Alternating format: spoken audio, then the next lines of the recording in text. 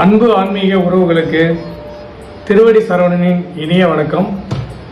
ஒய்ஃபோட காலை தூக்கி மடியில் வச்சு அதை அமுக்கி விடுறது சரியா நல்லதா? ரொம்ப நல்லதுங்க. இன்னைக்கு உள்ள கலியுகத்தில் அது ரொம்ப நல்லது. முருகப்பெருமானே வள்ளியுடைய காலை தூக்கி மடியில் வச்சு அமுக்கி விட்டுருக்காரு அப்படின்னு சொல்லி வேற யாரும் சொல்ல, அருணகிரிநாதரே திருப்புகழ்ல சொல்லியிருக்காரு.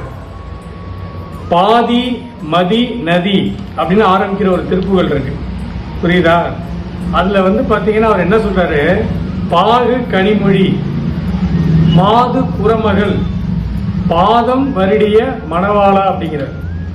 பாகு போன்ற இனிமையான சொற்களை உடைய கனிவான மொழியை உடைய புறமகள் அப்படிங்கிற வள்ளி மாது, அந்த வள்ளியுடைய பாதம் வருடிய மணவாளா, அவருடைய பாதத்தை வருடி கொடுத்த மணவாளா அப்படின்னு சொல்லி ஒரு அற்புதமா அருணகிரிநாதர் முருகப்பெருமானை சொல்றாரு. ஸோ முருகப்பெருமானே புறமகளாகிய வள்ளியுடைய பாதத்தை வருடி கொடுக்கும்போது நம்மளும் மனைவிகளுடைய பாதத்தை அப்பப்போ வருடி கொடுத்து அவங்களுடைய குளுமையான பார்வை எப்பவுமே நம்ம மேலே இருக்க மாதிரி வச்சுக்கணும்னு சொல்லி அப்போவே அருணகிரிநாதர் சொல்லியிருக்காரு.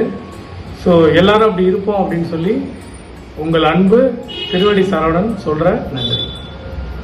போன்ற ஆன்மீக செய்திகளை தொடர்ந்து காண திருவடி சரவணன் சேனலை லைக் பண்ணுங்க, ஷேர் பண்ணுங்க, ஃபாலோ பண்ணுங்க.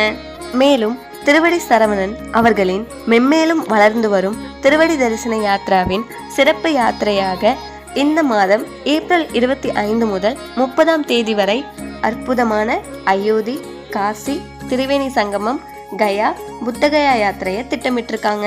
இது மட்டும் இல்லைங்க, கோடைக்கால விடுமுறையை முன்னிட்டு மே மாத சிறப்பு யாத்திரையாக இலங்கை ஆன்மீக சுற்றுலாவையும் ஏற்பாடு பண்ணியிருக்காங்க. இலங்கையில் உள்ள யாழ்ப்பாணம், கதிர்காமம், திருக்கோணமலை, திருக்கேதீஸ்வரம், கொழும்பு போன்ற இலங்கையில் உள்ள பல இடங்களையும் பார்க்க இருக்கிறாங்க.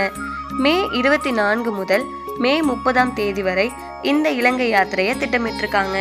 வாய்ப்பு நேரமும் இருக்கிறவங்க இந்த யாத்திரைகளில் கலந்து கொண்டு இறைவனோட அருளையும் பெற்று மறக்க முடியாத ஆன்மீக அனுபவத்தையும் பெற ஸ்க்ரீனில் தெரிகிற இந்த நம்பருக்கு கால் பண்ணி யாத்திரையை பற்றிய முழு விவரத்தையும் தெரிஞ்சுக்கோங்க.